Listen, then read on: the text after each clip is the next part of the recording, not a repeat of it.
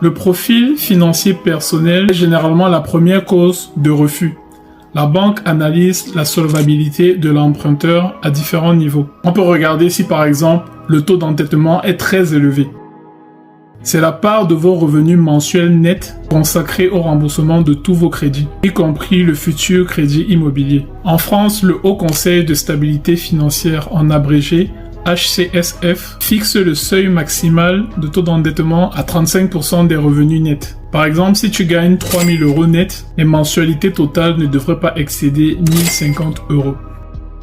La banque regarde également si tu as des revenus insuffisants ou instables.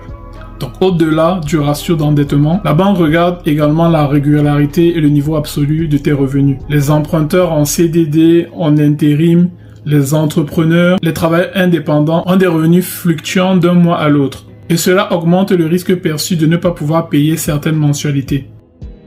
De plus, la banque regarde également si ton apport personnel est insuffisant. En fait, ton apport, c'est le montant que tu es capable de mettre dans le but d'obtenir ton crédit immobilier.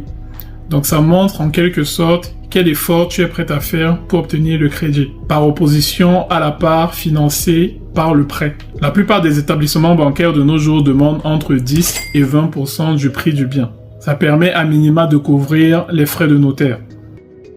De plus, la banque évalue également le reste à vivre, c'est-à-dire la quantité, le montant qui vous reste après les dépenses courantes du mois.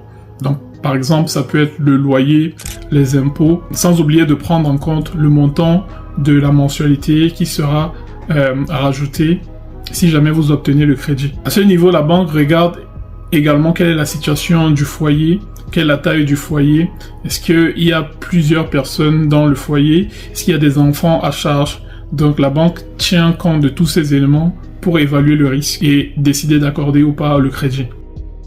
Il faut savoir que les banques font également une étude des relevés des comptes. Elles regardent au moins les 3 derniers relevés des comptes mensuels. Et des découvertes fréquentes, des rejets de prélèvement ou un compte mal entretenu envoient un signal d'alarme. Donc il faut avoir un historique bancaire sain. Enfin, un dernier élément qu'on peut prendre en compte au niveau du profil de l'emprunteur, c'est l'âge et l'assurance. En fait, les banques ont du mal à prêter à des personnes dont la fin du remboursement s'étale jusqu'après la retraite, jusqu'après l'âge de la retraite. Surtout, l'obtention du crédit est conditionnée par une souscription à une assurance, à savoir décès, invalidité. Or, pour les personnes âgées, cette assurance peut coûter très cher ou même l'assurance peut être refusée par l'assureur.